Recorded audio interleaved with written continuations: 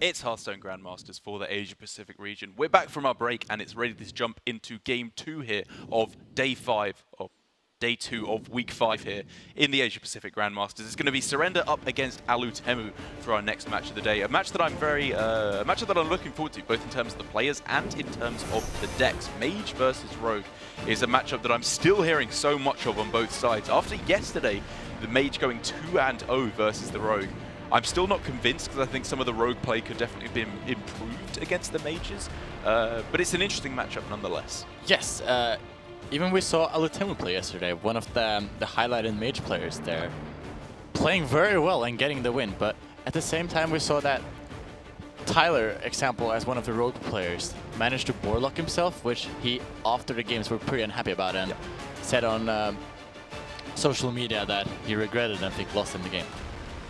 Yeah, I think from Tyler showed a little bit of misunderstanding of that exact matchup. It was pretty early in the morning in Vegas, so we can forgive him for that one, where he was playing. But Alutemu here, we can see his Mage. A pretty weird build of the Mage, all things considered. Obviously, it's got the core Mana Cyclone Mountain Giant cards this Mage has come to know and love to go in combination with the Conjurer's Calling. But no copy of Sandbinder, no copy of Ziliax, double Questing Adventurer, and a Luna's Pocket Galaxy. When there's no Antonidas, there's basically no expensive minions at all. It seems like such a weird build of the deck.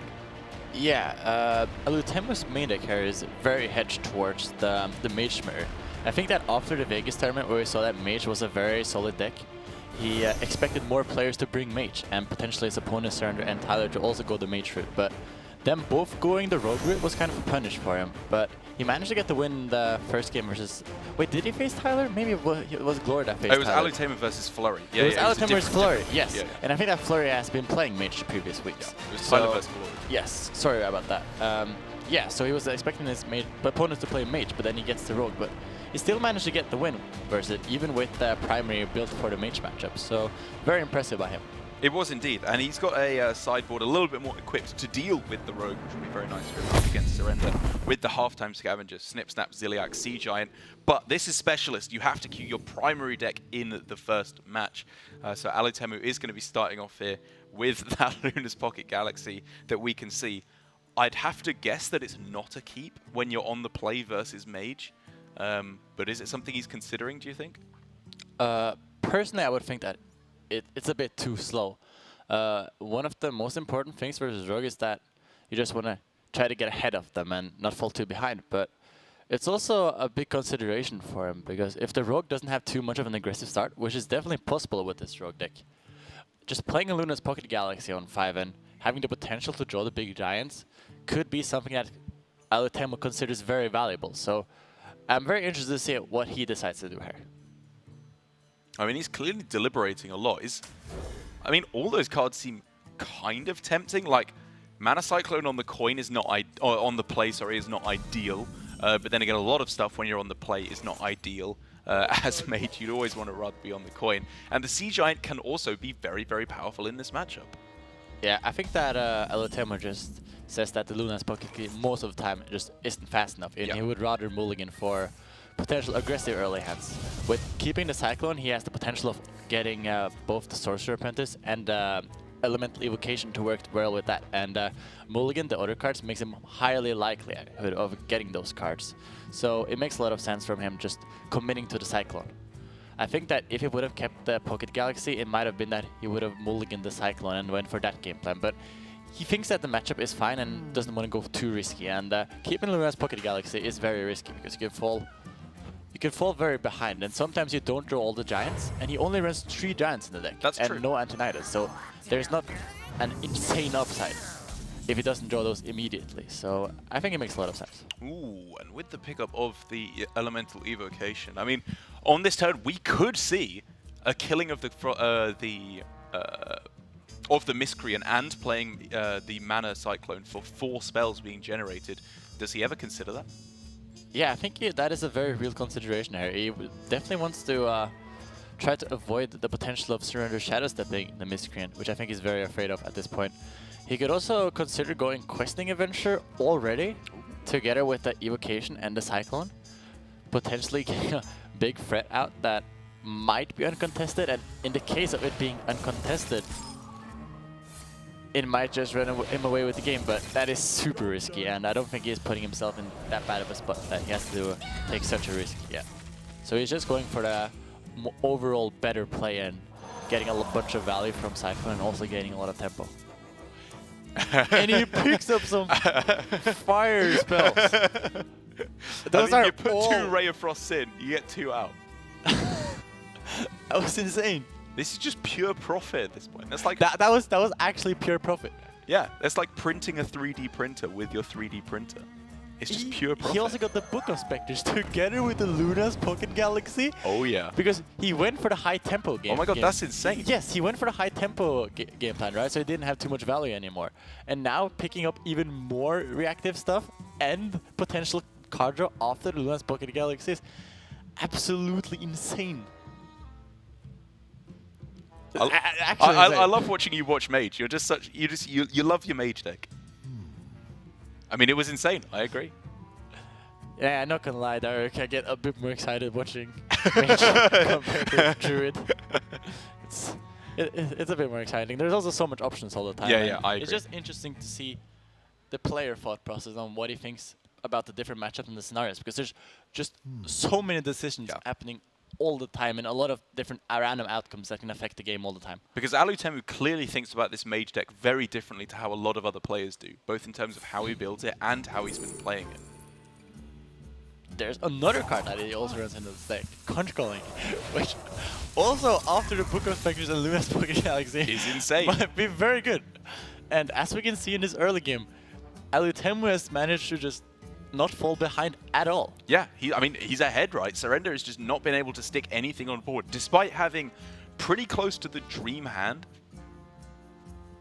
Yeah, I mean, he didn't have the dream hand against Alutemu's counterplay, but it was a very solid hand. It was a in general, it's a very good hand. hand. Yeah. But how Alutemu's hand turned out, it was just extremely good for him. And now being ahead and having the Luna's Pocket Galaxy, it is incredibly strong for him. And he's looking at a scenario where whenever he picks up one of the giants, it might just be too much for Surrender at that point. I mean, next turn, it's potentially Pocket Galaxy on 5, and then 5 mana for Book of Spectres and Cyclone, and then the 1 extra mana, and the Conjurer's Calling, and 1 mana for the minion. He just casts the Conjurer's Calling on the 1 mana minion. Or 0 mana for the minion. Or 0 mana if it's a giant. Yeah, and then he can even pair one of his 5 Ray of Frosts together with that. Here we see Surrender Guy going for the Henge Clan Burglar, and Saboteur was pretty good. Yes, Saboteur is a very good card, and a card that is very scary potentially, because every time when you have this Henge Clan Burglar, anything can happen, right? So Alutemu can't really make any reads on this ever being Saboteur. So sometimes he can put himself in situations where he's never really dead to anything that Rogue can do, but this randomly generated Henge Clan Burger card can seal the game. It can indeed, but while Alutemu has been doing some pretty powerful stuff, especially with the Luna's Pocket Galaxy just coming down, Spirit of the Shark pickup for Surrender does mean that some pretty absurd things could start to happen now with the Cable Rat and all the lackeys. Okay, not if you're getting a 3rd Goblin Lackey, though. That's definitely not what Surrender wanted to see. Yeah, it looks like Surrender wants to slow play it a bit more and save the Spirit of the Shark. The Spirit of the Shark is a very good card. Also, to be noted, Surrender has this Spellbender in his hand, which could potentially be a counter for the Conch Caller. But he decides to wait on it. Which is a bit risky, I would say. But he wants to develop some lackeys this turn, so he could potentially go Togwaggle next turn, which is very scary. So he just goes max in for the lackeys and has Togwaggle more likely next turn. I mean, this is overall pretty slow, but what it does do is both get a nice wide board to set up for a potential Savage Roar, and also set up for Togwaggle on the following turn. Just by getting as many lackeys out as possible, it means that could be a very, very powerful play. Speaking of very, very powerful plays, Alutemu's got some juice here. Yeah, I'm a bit surprised by, I guess it's the positioning from Surrender is, there's a lot of random cards in Alutemu's hand, so Cone of Cold and the 1 mana card that deals 1 damage to 3 minions are both considerations he has to think about. So I'm not sure if his positioning was correct for those, but I don't know. It's just something he has to think about. You also, think he could have played better around Shooting Star? Potentially, or arguably, he could have made more of his minions live to exactly Shooting Star, but then if he would have done that, he would have died to some other stuff, I think. Also, there was a decision there. He could have Goblin Lackey his Evil Cabra instead of his Goblin Lackey to set up for a higher likelihood of going Togwaggle the next turn, which he could have also thought about. But it was all just really close, and what he did kind of maybe gives Alutemu a read on this being less likely of being Togwaggle, because he didn't prefer his Lackey over. That's true, yeah. So maybe it doesn't respect the Lackeys at that point. And if he does the other play, it's extremely likely that it is Togwaggle, because why would you trade it Cabra? That's a better target for Witch. Yeah, it's better target. But Alutemu draws the 0 mana giant. And I'm guessing by your reaction that's pretty good. You're guessing right. That's pretty good. I mean, the Frost Nova as well, it doesn't lock out the game at this point, but it means that Surrender is in a very, very difficult spot to have a chance in this game. Yeah, nice analyze there by Derek. He's in a very, very difficult spot. And, oh, well, I mean, if we're going to be sarcastic about it, then 2 can play at that game, Casper. Okay. So, still though, from Alutemu's spot, Surrender still has the potential of having a randomly generated advantage, or really anything from Pentacle Burglar that could clear this board still. Yep. Or freeze this board, or a lot of different stuff. For all we know, it could be prep Twisting Nether on this turn. He has to still be a bit cautious here and try to play around all the different random outcomes that can end up swinging this game around. But because I've personally seen even board states like this swing around for the Rogue's favor due to a lot of randomly generated effects that Rogue can contest with. And especially with the Wondrous Wand here for Surrender, all these 0 mana spells and minions could potentially swing things back in his favor, and Eviscerate is a pretty strong card to swing things back. That is a lot of damage. That is an awful lot of damage. Can he ever survive until the following turn though? Potentially he could survive, yes. Like Sap, and then does he have to use an Eviscerate? He really doesn't want to. Wait, well, is there or because Sap plus Goblin Lackey? He also has the Savager. Wait, was this ever lethal if he went for this in a different ordering? Let me think about this. He had Leroy, Savage Roar. How much damage was this, Derek? This was a lot of damage. Well, that would have been 8 plus 4, which is plus 8 plus 8, which is 16. Yeah. I don't think it was 8. It was 8 plus 16 plus Eviscerate. Did he trade off one of his minions there? Did he have another 1/1? I don't think so. I don't think he did. The first thing he did was backstab. He was really close to lethal. He was really close to lethal. It was close. He could have had an out there, I think. But the problem was he had to play some of his cards, or he wouldn't have had board space. I think he left himself in the best possibility to do that because he didn't trade any minions first. I don't think he traded any minions either. I don't remember exactly though.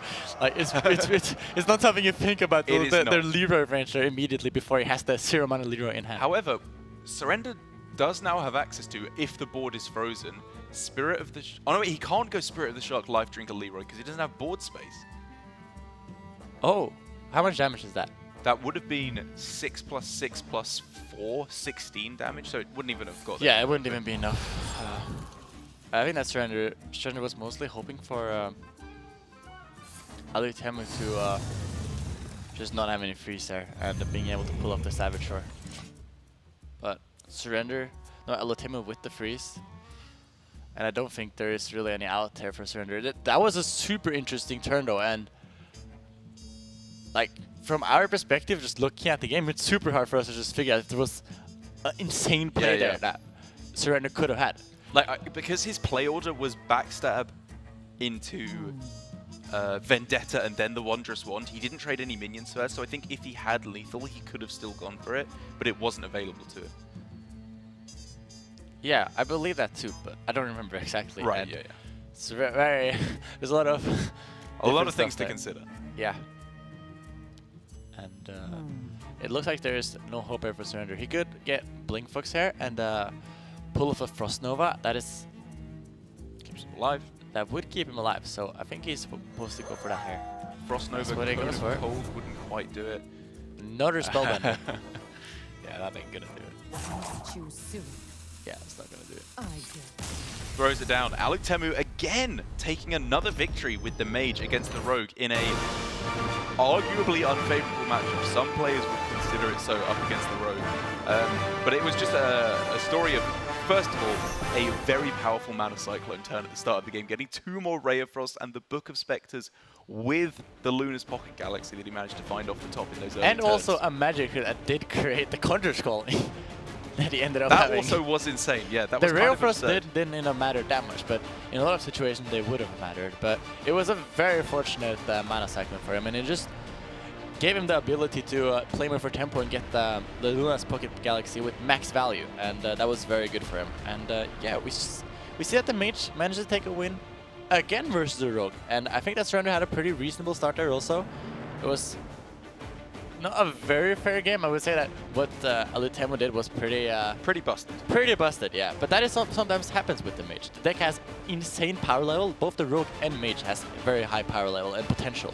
And we saw one of the Mage games there where he just gets the good curve, and Rogue just didn't have anything to stop that. It really didn't. But it's going to be a very different story now when we're switching over to our second game. Both players can switch off their primary decks and to one of their secondary or tertiary decks, which can have 5 cards difference.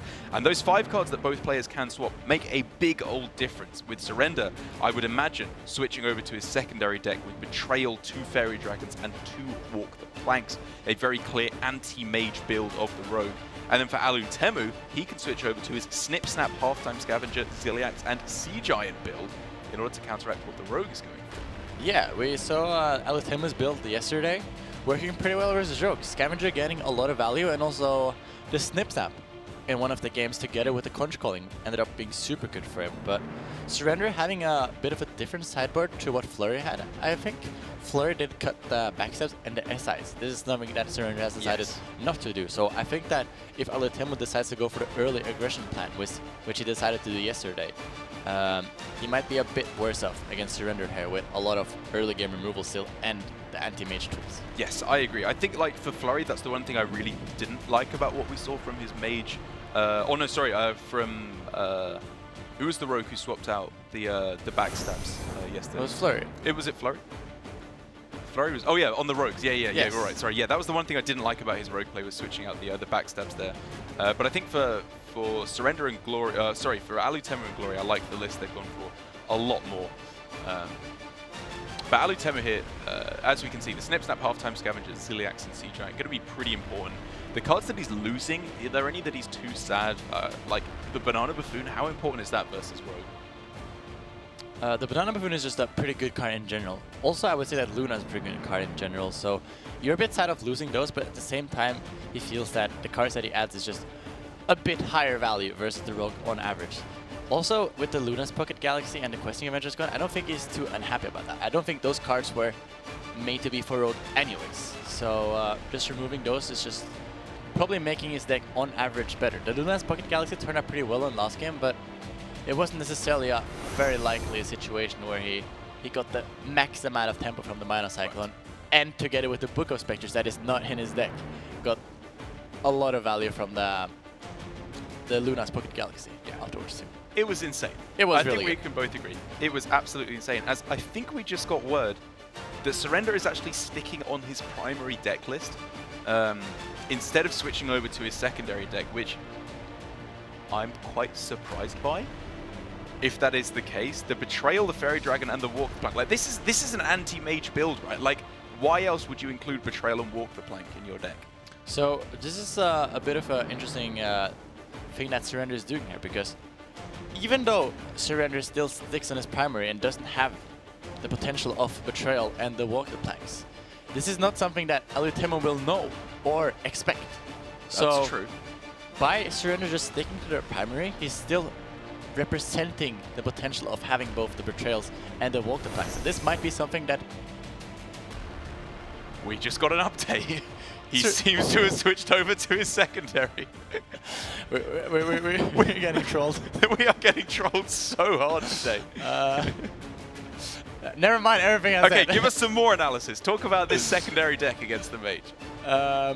So it's the standard secondary deck versus mage. It's pretty good. He's taking in the fairy dragons because they're very hard to interact with for the mage. They don't really have any cards that can deal with untargetable minions. And then with the Betrayal and Walk Planks, clearly hedges towards the Giant package and potential Conjurer's Calling on the Giants. Yeah. Which his primary deck is not able to do. Yes, I mean, I love that you were giving good justification for him wanting to switch onto his primary deck because it's mind games, dude. He's trying to psych out his opponent, but yeah, I think we can all agree that would be kind of absurd to include this anti-mage deck, and then when you face the exact deck that you're trying to counter with it, you just don't switch to it. I think this is a lot more on the money. However, that does not mean necessarily that it's easier to play, because we saw against, with Tyler on the Rogue yesterday, he made a play of keeping one of his tech cards in the mulligan with the Walk the Plank, which worked out horrendously for him. It's not like you can just put these cards in, play them, and then you win. It's not like the tech cards of old with like Golakka Crawler against the Pirate decks or Skulking Geist against the Jade Druid decks. Yeah. You have to play the tech cards well. Yeah, I was about to talk about another point for why you would have maybe just stick to the primary with him seeing Alutemu taking such an aggressive game plan and not caring too much about his Giants. That's and fair. Focusing on other stuff instead. He might have been a bit more afraid of like playing the Walk the Plank build, and maybe the Walk the Planks just aren't any good if Alutemu decides to go for this game plan. But he is on his secondary, so yeah, they expect it. And Alutemu finds himself another one of these pretty powerful early aggressive turns, like Khadgar plus Mirror Image. It's not something you always want to go for right at the start of the game because of board locking issues, but against Rogue with a Mana Cyclone, I think he'd be pretty happy. Yes.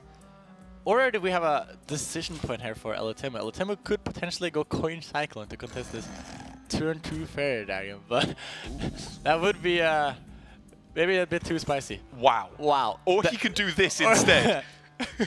Better. I like this from Alutemu.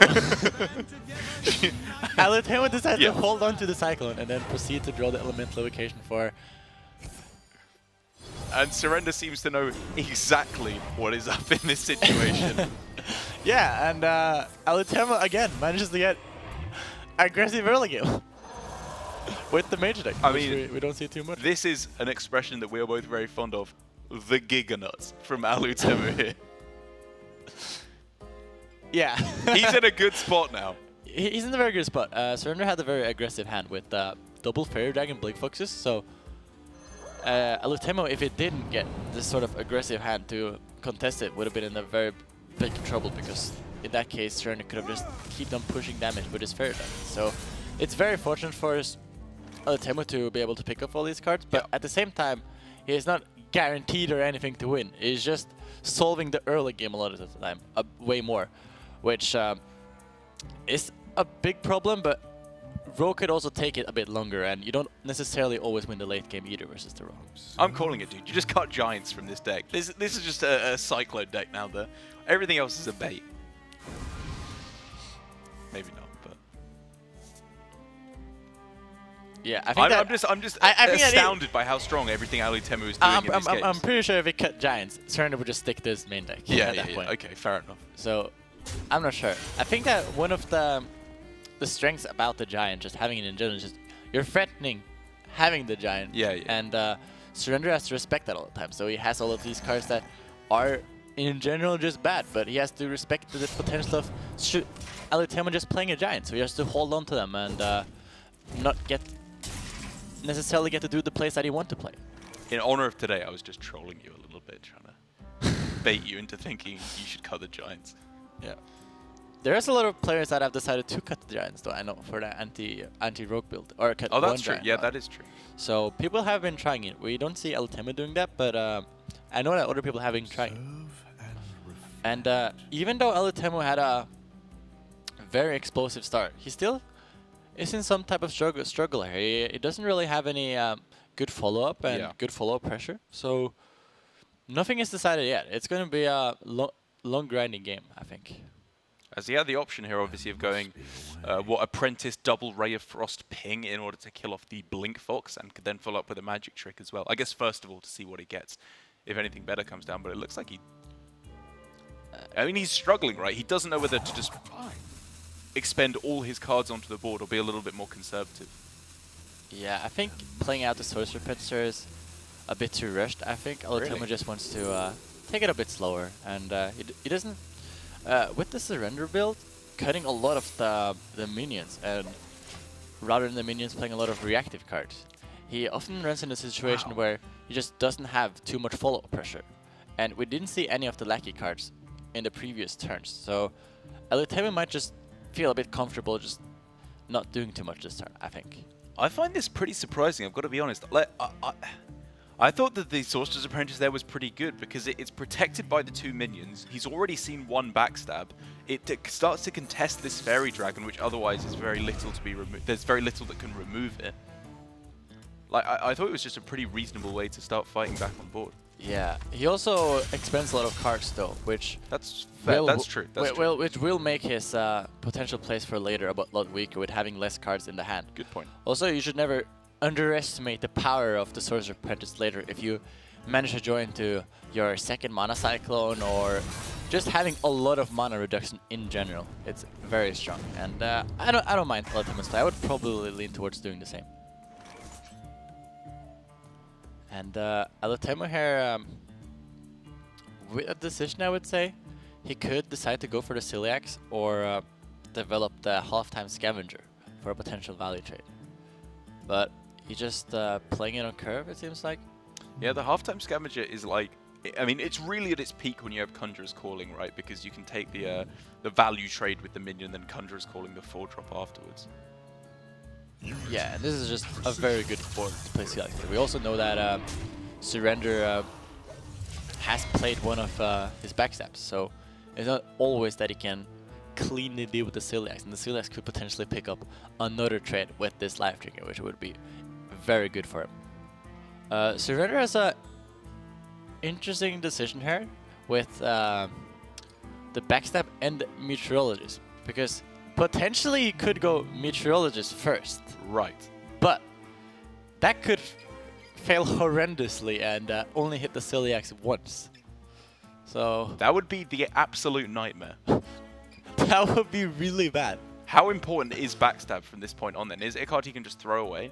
It's about how well it feels in the position, because it is more likely to turn out well. It's much more likely, because the chance of it hitting literally only once is really low, right? Because if it misses every time, he can just backstab. I don't think it's very unlikely, but it's unlikely. It's more likely not to. And he decides to not take the risk. He feels that he's still in a pretty good position. He hasn't seen Alutemu do too much aggressive or to add too many powerful cards the recent turns, so he just feels that he can slow pit a bit. He also has a very good follow-up turn with the Waggle pick into the SI7H. As long as it keeps out arrows.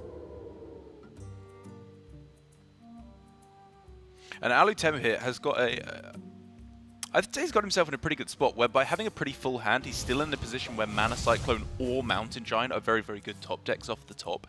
But it's not like he's suffering so much damage to the point where he's likely to die over the next few turns, because he will be able to gain the armor off of half-time Scavenger, and he can clear up pretty much this entire board on the next turn. However, he is going to have to clear up this entire board on the next turn, or he will just be taking much too much damage.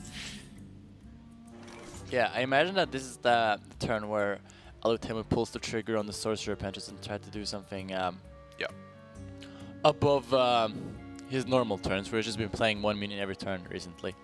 Surrender's hand doesn't really line up too well with his current game plan, so he's kind of all in on this either working out or him top decking something very good, because his hand is just very reactive, which is one of the problems with exactly Surrender's secondary, that Betrayal and Walk the Planks aren't really that strong if the Giant game plan doesn't come out. And as we've seen very consistently in this matchup, the Giant game plan really never came out. Yeah. And people have been playing it more aggressively. So the rest of the deck is just good. Yeah. That is what we've been seeing. And he picks up another Ray of Frost. Is that good? seems pretty good. I mean, he can freeze / clear the entire board at this point very easily. Yeah, he also gets Which seems a good trade with the Half-Time Scavenger. Yep.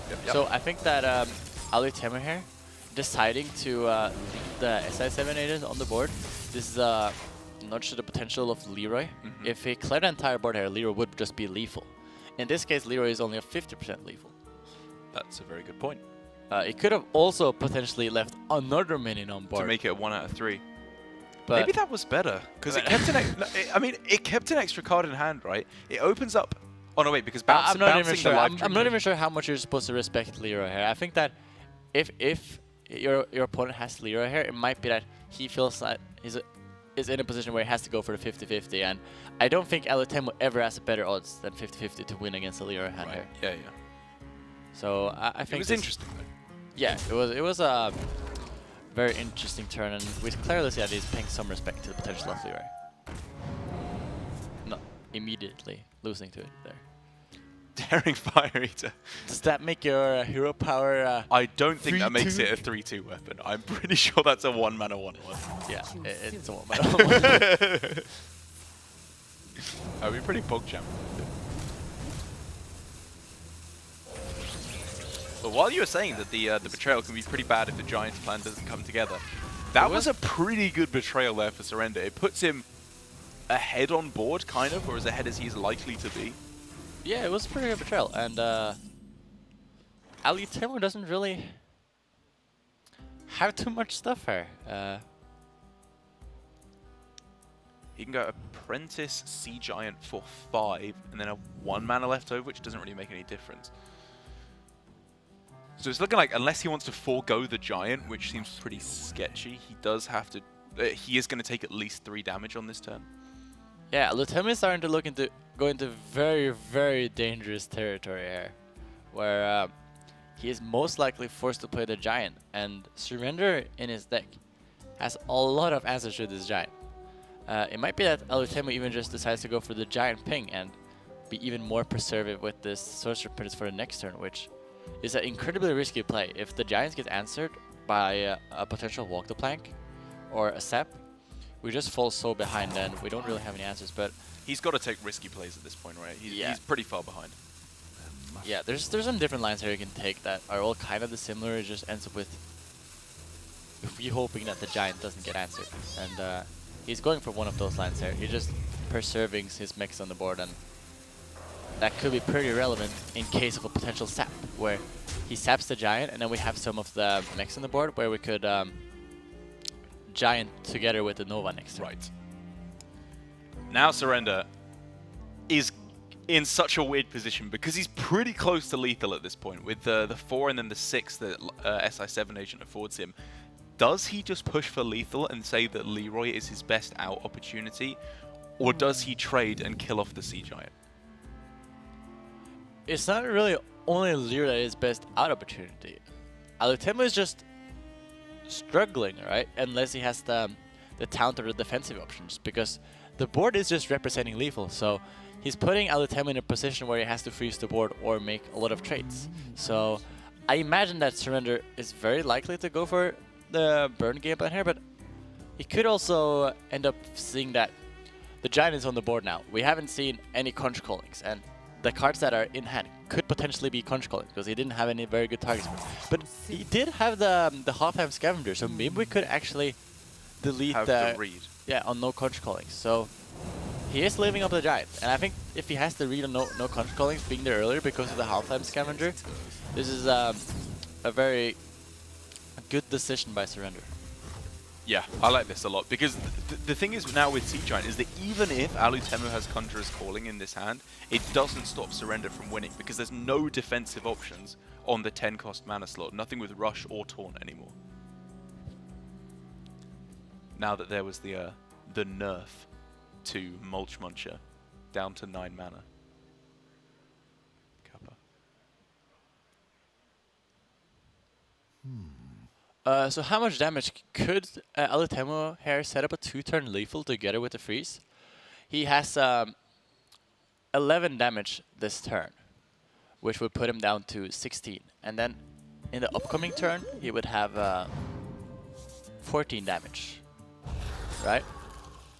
So he would be 2 of lethal. Correct? Yes, because he would have the Banana Buffoon and the ping as well. So it doesn't really work out.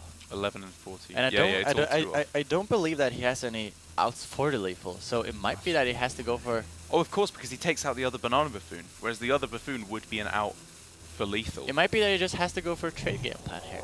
Because I'm not sure what outs the face game plan gives him. Oh, he does run 2 Frostbolts. So the face game plan gives him 2 Frostbolts out. I didn't actually see that. But there is outs for lethal. Also, if he manages to get the freeze. Yes, that would also be a pretty good opportunity. Speaking of outs for lethal, though, for Surrender on the other side, do you just play the Daring Fire Eater and hope that you're wrong and it does buff the dagger by 2? You could try. See if it works, and then... Oh, it didn't work. It doesn't work, yeah. He didn't even try.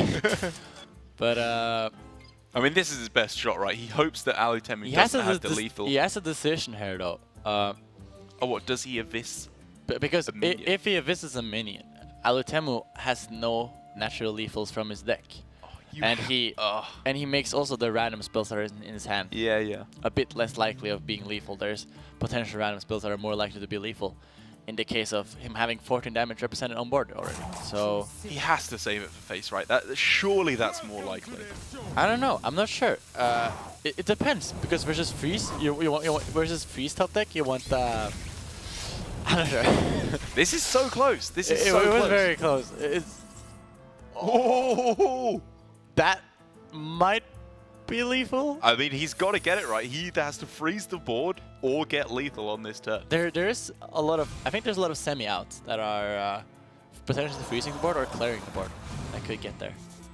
That is one of the outs. That could clear off some of the minions and make it Surrender be 1 damage of lethal next turn. He's alive, yep. The extra counterspell is pretty miserable, though, because obviously he already has one. You can just see on Surrender's face as well. He knows he's so close. And he has many outs for lethal. He's obviously wondering if it's Ice Barrier as well, but I think he could probably make the read that Alutemu would have played this secret earlier if it was Ice Barrier. I think that Surrender will get there, though. I'm not sure if... because Alutemu doesn't have outs for 2-turn lethal anymore. And I feel like he's kind of realizing that. He's already played the Celiacs, right? So his healing is basically non-existent. Yeah, so as long as Surrender pushes the face damage here, I'm not sure if Alutemu actually has outs. Yes, he does, because the Frostbolt also freezes the face. So he can't attack with a dagger anymore. So that's still the out for him, is Frostbolt face? Yes, Frostbolt face is still the out. And then we have to double trade again. I mean, Frostbolt is 1 off of actual lethal at this point as well. Both players are like right on the brink of winning the game. Yeah, and Surrender, if it didn't eviscerate last turn, he would have won the game that turn. But he would have won the game this turn. It's just so many different outcomes, and you just have to pick your poison kind of and decide what to lose to. As Edwin gets... remember, it's just a 3-mana 2/2, which is actually correct in this instance. In the Edwin Van Cleef. Which, I mean, is there any reason to save it for combo effects? Like, does that make any difference later on? I know that. But is there any reason to play it? In the case of Frostbolt, there's a lot of reason to play it because he's not able to set up lethal. Or maybe he is. No, he's not able to set up lethal. Whoa. So, but he did draw the Nova, so it wouldn't matter too much. But in the case of him only drawing Frostbolt here, he would have had to make a double trade, which would have made it so he couldn't set up lethal. So versus the Frostbolt, it was better to play the Edwin. And was Frostbolt the only out anyways? I mean, it felt like it was pretty much the only out at that point. It was either that or generating an Ice Barrier was basically his only out. And he'd already played both Cyclones, so it had to be either Frostbolt or Magic Trick into Ice Barrier, I think was his only out. Yeah, that is true. Magic Trick into Ice Barrier was also potential possibility, or Magic Trick outs in general. Maybe there was more of them. Or like Mirror Image. Mirror Image was also I think that, like, knowing that there are Frostbolt, there were 2 Frostbolts in the deck at that point, I think. And that being a pretty clear out Yes. there. I Yeah. think that it is better to play the Edwin, because if we don't play the Edwin, then Alutemu is able to push the damage Yes. face with Sea Giant, and we're actually just left dead the upcoming turn. And versus the Frostbolt in the other case, Alutemu is forced to do the trade. And I think even if he's wondering whether he should play the Edwin, I'm thinking, what is the benefit of not playing the Edwin, right? Because Eviscerate off the top is lethal either way, because there's no more healing left in the deck. So the benefit of not playing the Edwin would be if You could activate SI. Yeah, you could activate SI, or you could potentially activate Miscreant, which is both reach damage that could beat the Magic Trick into Barrier Line, for example. So there is considerations for both. But I think that I would have leaned towards playing it because of the Frostbolt out, I felt, in that situation at least. Super, super close stuff. Yeah. But I think from Alutemu there, his overall understanding of the matchup at the start very much felt pretty strong. Obviously going for the pretty insane Khadgar into mirror images opening. It was a pretty easy play once he'd found that point. But I think overall his understanding of the matchup in general just feels very strong of what he's looking to do with curving out early on, keeping up on board in terms of the minions, instead of going all in on the giant plan, especially when Surrender has teched into his secondary deck, which is so equipped to deal with the giants. Yes, and it was a super close game. It was just like small details there that ended up making a difference. And I'm excited to see what the last game now brings. Will Rogue take the victory now, Derek, versus the Mage? I mean, it's been 0-2 already this weekend, and this could be 0-3. Or will we see the swap up to primary from Surrender? I would be very surprised to see that. It's possible, but the thing is, the cards that he loses by switching over to his secondary aren't even the cards that are that good against an aggressive game plan, right? Because it's not like he's losing Backstab or SI7 Agent, which we lure from Flurry, as we just did get confirmation. They're sticking with the same decks for this one, because Cable Wrap, Novice Engineer, and Life Drinker, cards like that, they don't really contest the board very well. They're just kind of value cards, or Life Drinker at least a little bit of extra burst might be good in the late game. But I think for Surrender, the possibility to just lock down giants or go aggressive with the Fairy Dragons is much more valuable in general. Yeah, it makes a lot of sense for them both to stick with the same deck. And yeah, we'll just see the same matchup again and see if Alutemu is still going for aggressive game plan, or if he's going to try to maybe switch it up a bit and go for the giant this time around. He's clearly showing a lot of proficiency with the more aggressive game plan, as I mean, he gets again the Mana Cyclone in his starting hand. It's been doing pretty well for him so far, so I doubt we'll see him deviate too far from yet another Mana Cyclone style of game. I imagine he will keep the Cyclone. Yes. Alutemu seems that he's a very big fan of that card and having it in his hand. I think he's been consistently keeping it. He is a what we like to call a created by gamer through and through, I believe. I guess. To be honest, all of the Rogue and Mage gamers are created by gamers. We're all created by gamers at the moment. That's fair enough. It's the created by meta. The other decisions are a bit close, because he could potentially keep some of the other cards also. He decides to keep the Snip Snap, which is a very annoying minion for Surrender to deal with. So it's potentially clunky for Conjure's Calling. And Conjure's Calling and 3-drops are actually very strong in general. It's just okay. And it feels very good Conjure's Calling the Snip Snap specifically. Alutemu's hand at the moment, though, is kind of... It's all halves of a very powerful combo, because with the Mana Cyclone, if he picks up Elemental Evocation or some cheap spells, or the Sorcerer's Apprentice, that becomes very powerful. With the Mountain Giant, if he picks up Conjurer's Calling, that could be very powerful. But at the moment, it's all just... It's the wrong halves of very, very powerful combos that haven't quite come together yet. Yeah. He could have already pulled the trigger on either the Coin Snip Snap or the Coin Mirror Image Cyclone, but he decided to play it a bit slower, which makes a lot of sense from his perspective. The Mirror Images doesn't provide him with too much power yet, so he's just taking it slow now, contesting the board, and waiting for his big power turn with the Mana Cyclone.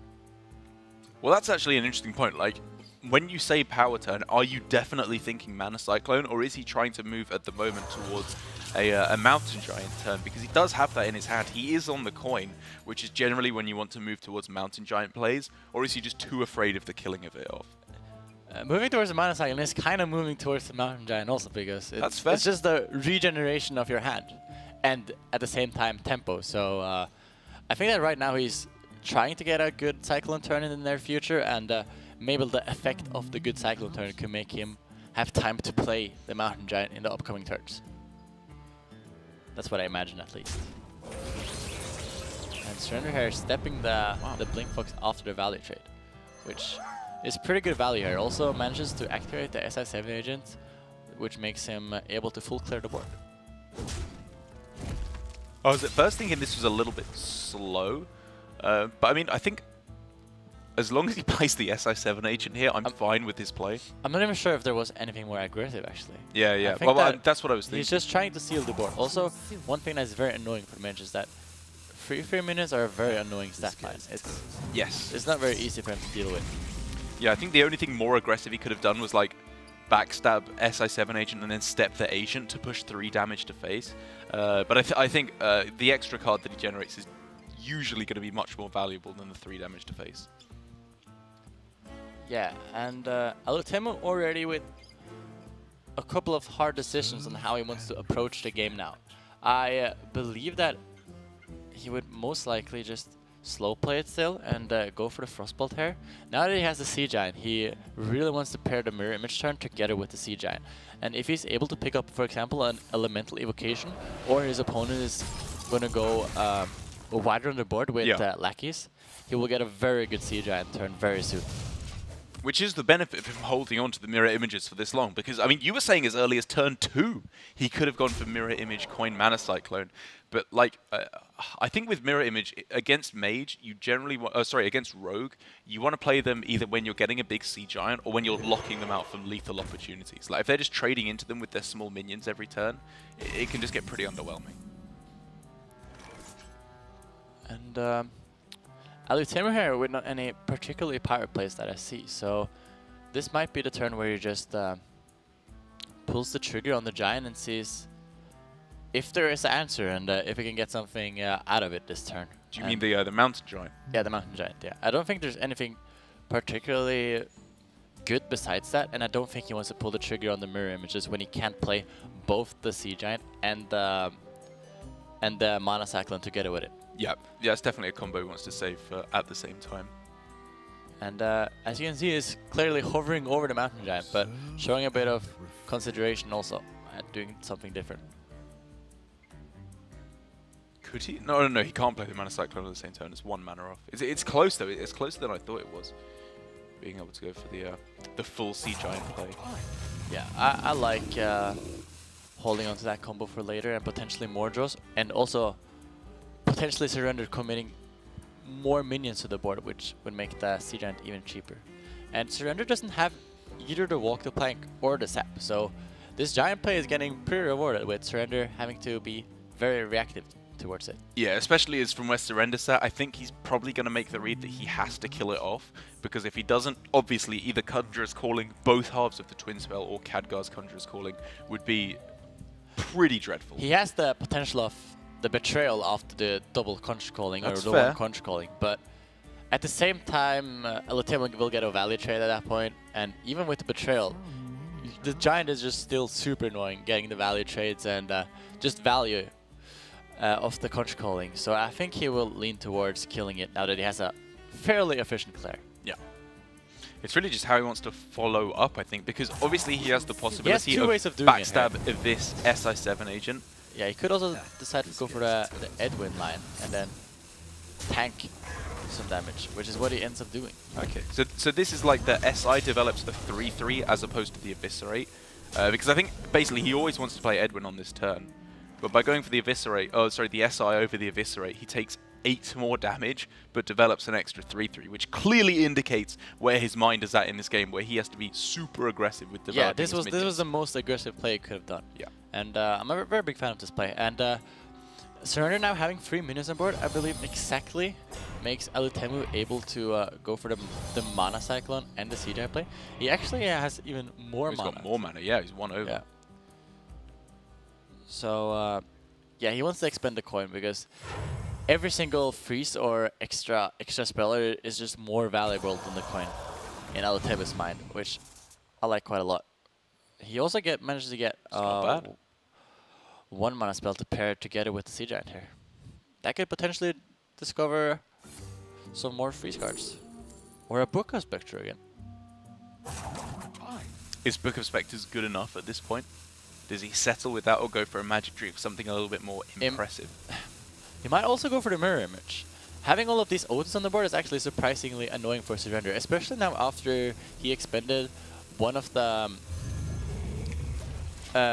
SIs and one of the backstabs. It's not very easy for him to cleanly get through them. We also see that Alutemu paying a lot of respect towards the Betrayal and positioning as good as he can behind. Yes. Around that. And now it's that weird situation for Surrender that Rogue so often seems to end up in where, you know, he's got so much value, he's got so much board pressure, but against the freeze effects that Mage can throw down, it may just not even matter. Yeah, and So many options. Surrender here desperately trying to figure out a way to clear the Giant, but There's nothing. I don't... Wait, is there a way? If he trades all the... Yeah, there is a way, there is a way. He could trade, he could Kobolaki the Mirror Image, then Eviscerate a Mirror Image, and then trade, and then Betrayal the mana cycle. Too soon. If that is what he is Okay. deciding to go for. That seems Feeling that the very, very sad. Yes, but... Wait, what? What's that of the CJ? Does this do the same thing? Oh, yeah, This this does the same thing. Yeah, it's the same. Wait, yeah, it does the same thing. It wasn't any different, right? Yeah, it was exactly the same. Yeah. Basically the same as what I said.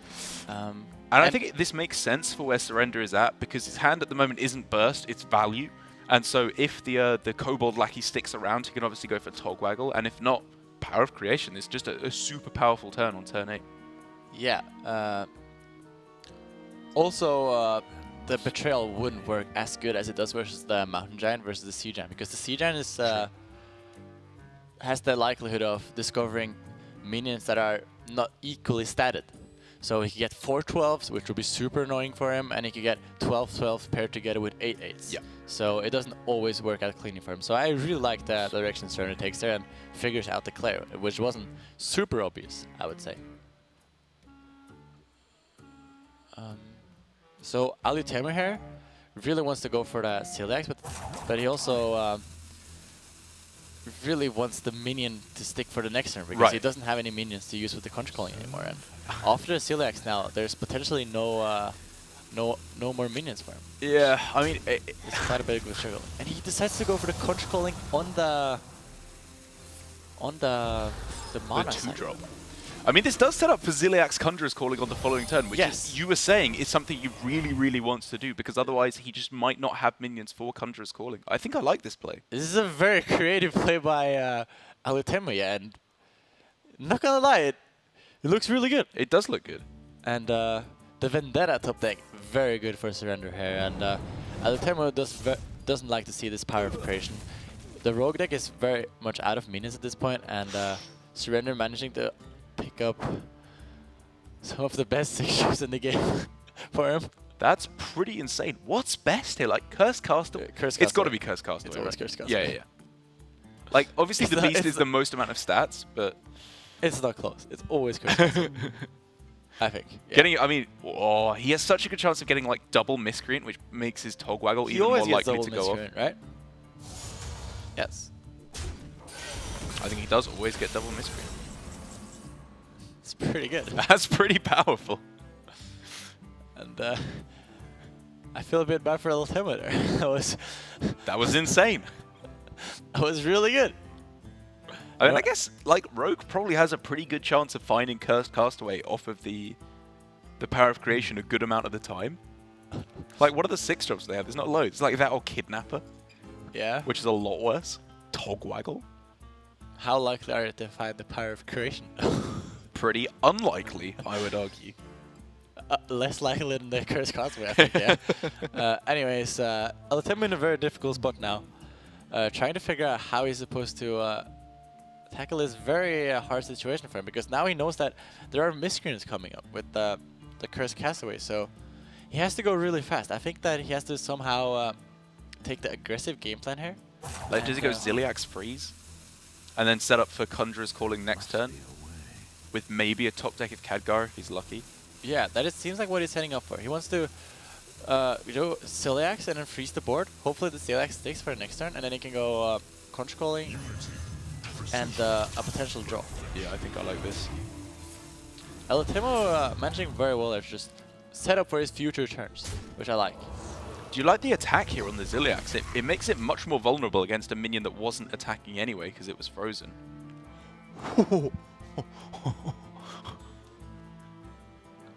Sorry, I'm interested to hear your answer, but at the same time, that top deck was insane. That was the best draw in his deck. Literally the best draw in his deck, I think. Now he's able to clear the Celiax and pick up a Miscreant for the Togwaggle next turn. Oh, yeah. What? You think he steps the Cursed Castaway rather than the Cable Rat to go Togwaggle right now? Oh, we can go Togwaggle. Yes, yes.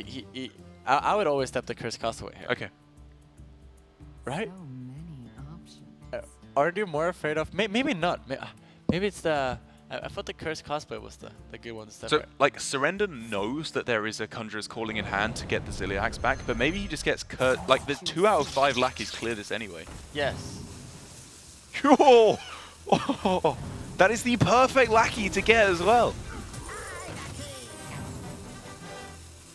This is insane for Surrender.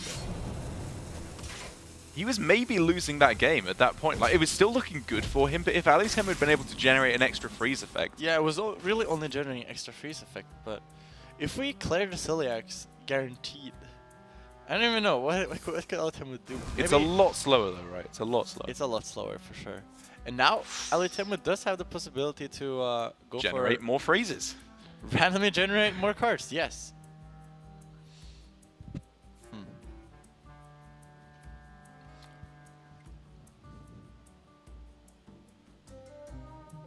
Must be a way. I mean, I don't think he's in the position where he has to go for Doomsayer random outs just yet, but we may be approaching that position for Alutemu if this Mana Cyclone does not get the desired results. Yeah, he's going for the Frost Nova now, but he potentially has to pick up multiple of them, I think. Because at this point, the burst game plan isn't really working because he didn't get the Celiax up and then he didn't get the Conjurer's Calling. So he somehow has to get there. Maybe a Frost Nova into Pyroblast, Fireball. I don't know. I mean, it's stuff you got to consider. He may be able to get there with that line, or maybe just Power of Creation on its own. That could hit either cards like Safeguard or the Sunwalker in protective options. Yes. It could also hit the Reckless Rocketeer in terms of aggressive options to try and just close out the game. Together with the... is this lethal already for Surrender? Well, this might be lethal now. How much damage is Walk this? the Plank, Backstab. Leroy I don't think it was quite there, but it was a lot of damage. Is it lethal now? With the Shadow Step? That only adds 2 damage though, because he can't play the Yes, Eviscerate. but it should be pretty close to lethal, I think. Unless he steps the Kobold Lackey, go Leroy, Abyss, Lackey, Step, Lackey. How much damage is this? It's a lot. This might just be lethal. Isn't it just lethal? No, it's not, right? Yeah, it is. Exact lethal. It is literally exact lethal with the Shadow Step on the Kobold Lackey. Yeah. Surrender takes the game.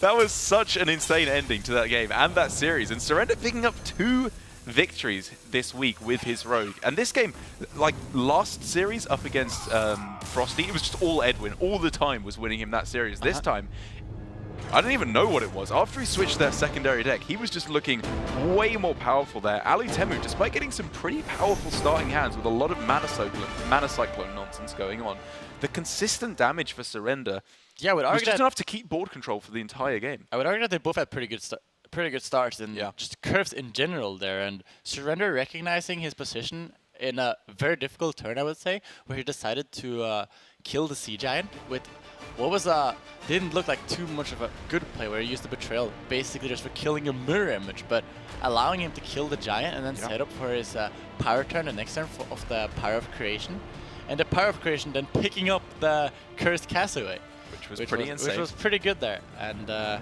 sealing the game and the win for Surrender. And now at the 6-4 score, beating the #1 player in the group, looking pretty good at qualifying for playoffs again.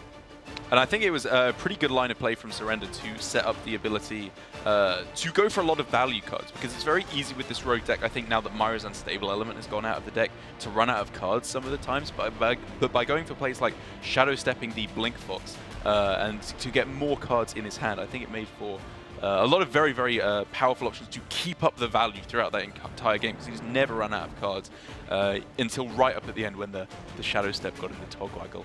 But I believe we don't have to theorize about Surrender's game plan ourselves. We have him on the line for a Skype call coming up very, very soon. And I'm excited to see what his thinking was, as there we go. We are ready for him now. Surrender, can you hear us? Yeah, I can hear you. Brilliant. That game, that series in general, was pretty exciting stuff. We could see you freaking out at some of the situations that were happening. What was going through your head throughout that series? In which game? Any of the games. Yeah, there was so much stuff going on there. I was kind of depressed because when you play against Mage, it feels like your opponent's always high rolls. It's only you always low roll. Yeah. So I was kind of depressed between the series. I mean, it kind of looked like that, as Alutemu was getting some pretty good hands at the start of it. But for example, in that last game, there was a lot of different lines that we thought could have been taken there. How difficult was it, for example, killing off that Sea Giant with all the mirror images in the way, having to go for Betrayal just to kill off a 0-2?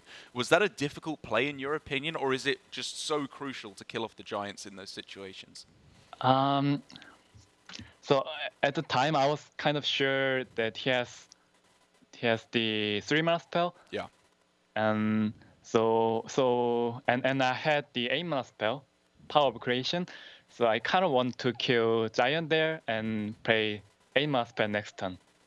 Yeah, that was exactly what we was talking about, right? That Surrender recognized his situation and just taking it slow and setting up the Power of Creation, and also the Togwaggle that he had was just the line to go there, and he was just very good in the late game and making his opponent not being able to play the Conch Crawling on the Sea Giant, which would have been super strong in a lot of scenarios where he can get the 4/12s, which are just unbeatable with the Betrayal even. So I think that was a very good recognition by Surrender there.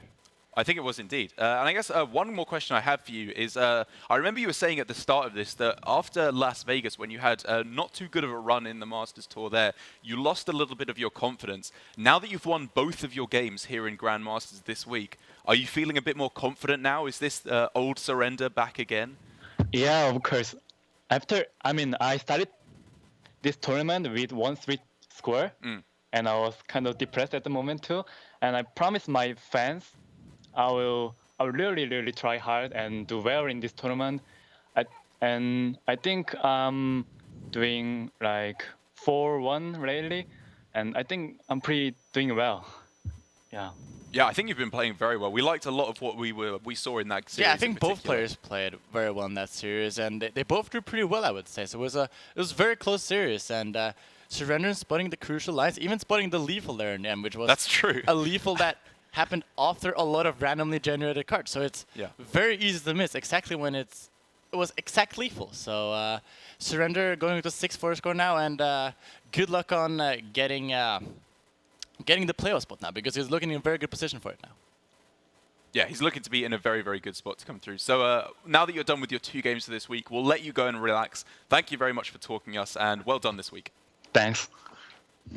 I'm super, super glad to see Surrender back on form. I have to be honest. Like, what was it? Was it 0-4 that he went in Masters Tour Vegas at the start? Or he had a pretty poor scoreline in Vegas, I believe. Yes, he went 0-4 there, I believe. So it's a pretty big comeback for him now to be able to get 2-0 in GM, and I think his confidence boost is very important for the upcoming weeks in GM also, because now it's going down to the last weeks, and if he wants to secure his playoffs, but he has to keep going with the good results, and he's in a good position to do that.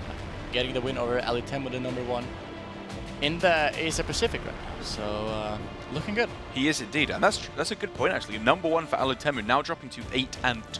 Still #1 by quite a lot. Still #1 by quite a margin. I mean, he's getting further and further away from that golden boy Pheno at the 9-0 perfect record still. Yeah. But still very much at the top of Division A in Asia Pacific, and we'll get to see him again next week now that he has done with both of his games here. But up next, we have another series. I believe it is going to be Flurry versus Rivius as our next match. It's the Shaman that we're getting to see again, which we're very, very excited to see up against the Rogue, much more what it was hoping to find. So we're going to have a very, very interesting game with that Shaman right after this break.